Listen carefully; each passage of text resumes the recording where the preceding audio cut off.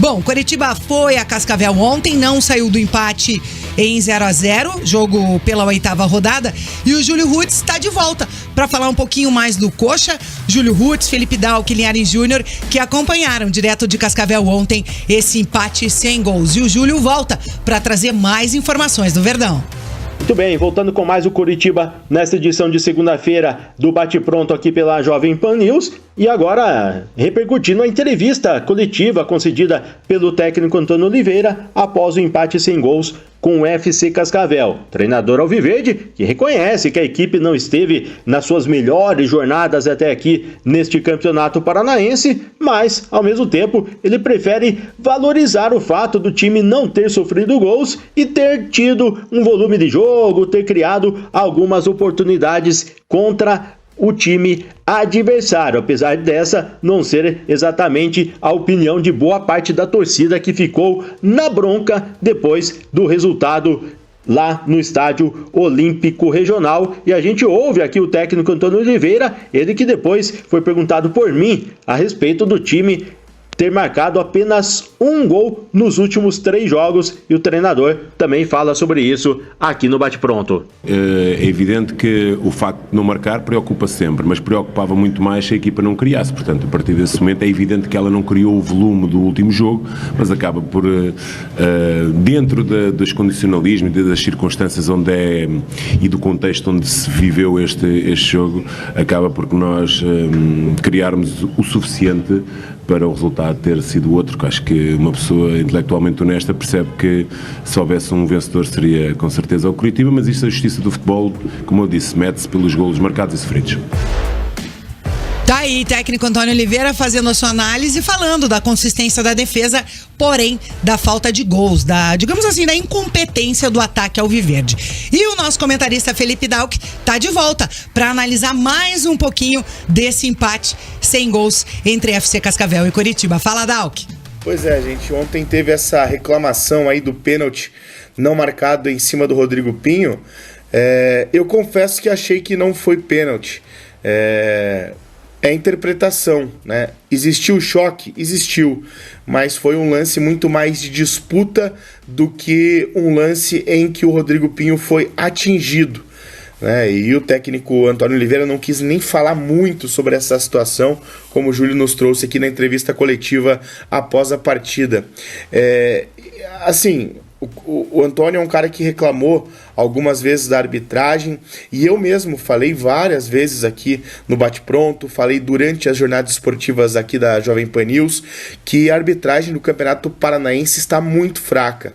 Mas ontem, a arbitragem do Elvio, para mim, foi muito boa. Talvez a melhor que eu vi no campeonato estadual. Ele em momento algum quis aparecer, ele é um árbitro que deixa rolar bastante o jogo, mas ele não deixa de marcar faltas. Quando é falta, ele marca. É claro que os árbitros tentam acertar ao máximo, né? Mas nem sempre isso é possível. Eu ontem não achei uma arbitragem ruim, inclusive elogiei durante a transmissão, e não achei nem tão justo aí essa reclamação mais assintosa aí do pênalti. Achei que não foi mesmo pênalti. É interpretativo, como eu disse. E sobre a questão dos gols, né, a gente já comentou um pouquinho, mas o Coritiba está marcando pouquíssimos gols. A gente viu quão grande foi o sofrimento para marcar contra o Londrina.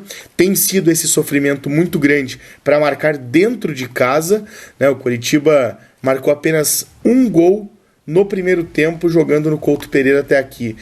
Diferente do rival Atlético, por exemplo, que tem resumido as suas partidas em gols na primeira etapa e controlar o jogo, o Coxa não. O Coxa está tendo que, além de controlar o jogo, o Coritiba realmente tem controlado os seus jogos, mas no geral o grande problema é esse, controlar o jogo e não ser efetivo na hora que chega perto do gol.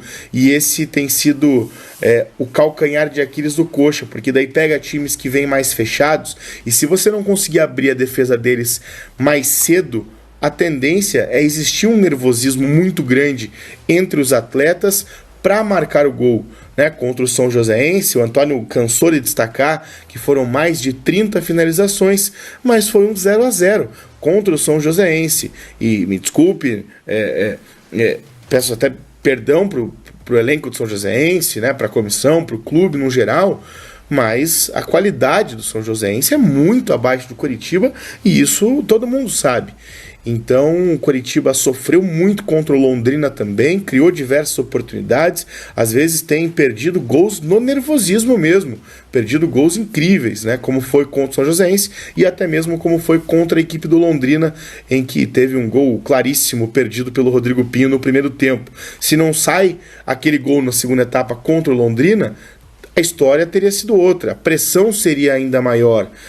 Não é ruim empatar com o Cascavel fora de casa, mas o problema é a circunstância do momento vivido pelo Coritiba, em que existem pouquíssimos gols marcados até aqui.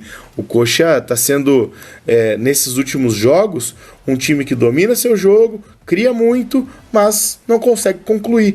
E esse está sendo o grande problema para ser corrigido pelo Antônio Oliveira. Porque, como eu disse antes, o Coritiba precisa evoluir ao ponto de marcar mais gols, porque vai chegar numa Série A e vai ser muito difícil segurar os seus adversários e acabar marcando um gol no final, como aconteceu em diversos jogos nesse Campeonato Paranaense, né? Porque os adversários da Série A são muito mais qualificados e vão acabar marcando antes, e daí correr atrás é sempre mais difícil.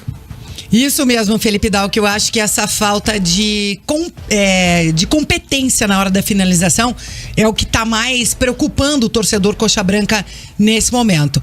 Tô vendo aqui alguns dados no Twitter do Doc, nosso querido Felipe. Dá uma olhada. No jogo contra o Arucó, o Coxa teve 19 chances e fez uma. No Foz, 17 chances, fez 3 gols. Rio Branco, 18 chances, 1 gol. Maringá, 10 chances, 1 gol. Azures, 20 chances, fez 2 gols. Cianorte, 22 chances e fez 3 gols. Contra o Atlético, 8 chances, 1 gol. Agora dá uma olhada no São Joséense. 32 chances e nenhum gol. Londrina, 23 chances e 1 gol. Tem que melhorar a pontaria ou benzer os atacantes, Janaína? Então, benzer todo mundo, né? Quem tá relacionado pro jogo, quem pode entrar. Realmente, acho que é muito disso que o Dalk falou, de às vezes faltar essa tranquilidade ali na hora de finalizar. Porque o São Joséense, por exemplo, mais de 30 finalizações e o Coritiba não conseguiu fazer o gol.